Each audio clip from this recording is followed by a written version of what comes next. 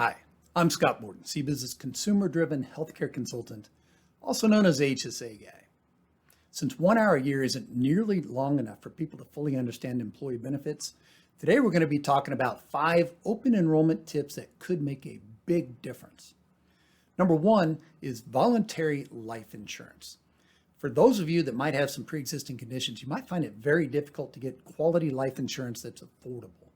Keep in mind, if your employer is offering voluntary life insurance, there's usually a dollar amount that you can automatically qualify for, guaranteed issue without proof of insurability. So that, say $50,000 or whatever the dollar amount is, could make a big difference for you or your family. Number 2 would be voluntary disability income. Question: what's the difference between a $25,000, $50,000, or $250,000 medical expense and you not being able to work due to sickness or an injury for 3 months, 6 months, a year, or even longer? You wouldn't think of going without health insurance. However, ensuring your ability to pay your bills and provide for your family is something a lot of people don't think about. So if your employer offers voluntary disability income, you might want to take advantage of that. Another pro tip is to pay for your disability income with post-tax dollars. That way, the benefit that is payable to you is tax-free. Keep in mind, most disability policies have a limit of 60, maybe 65% of your income is the most you can get. But if you receive that benefit tax-free, that's a whole lot closer to your actual take-home pay than you think. Now, number 3, but also make sure that you pre-tax as many medical expenses as you possibly can. It's like getting a 20% or maybe even a 30% discount on medical expenses you're already paying for. The last statistic I've seen shows that less than 20% of what Americans pay for out of their own pocket is going through a pre-tax mechanism, such as a flexible spending account or a health savings account.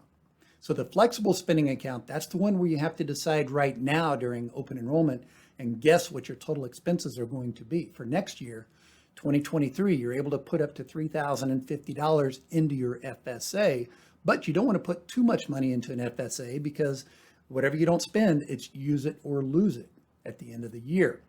But you also don't want to guess too low because then you're going to be paying for some medical expenses with after-tax dollars, which is why you should have an HSA anyway. That way you don't have to worry about the use it or lose it. Unspent monies in a health savings account roll over from year to year. It's your money all the way through. But also keep in mind, eligible medical expenses for FSAs and HSAs include spouses and dependent children, even if they're not enrolled in your HSA qualified high deductible health plan or your group medical insurance plan. That can be a big difference as far as how much money you want to allocate into your FSA or your HSA. But also keep in mind your health savings account, you can change your allocation, how much you're putting in partway through the year. You can put up to $3,850 next year for single enrollees, and then for families, you can put up to $7,750 into your HSA, plus a $1,000 catch-up contribution if you happen to be 55 or older. And then number 4, make sure that you have the right beneficiary listed on your group life insurance.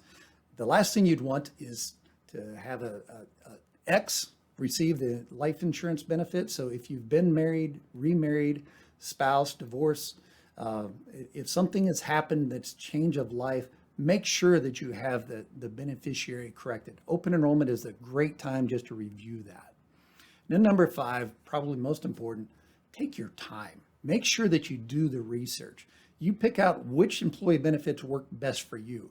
And also keep in mind that not always is the most expensive health insurance plan or employee benefit plan the best, even for people with pre-existing conditions, because what you have to take into consideration is not only the out-of-pocket maximum, but also how much the premium is on top of that to take a look at which plans will work best for you.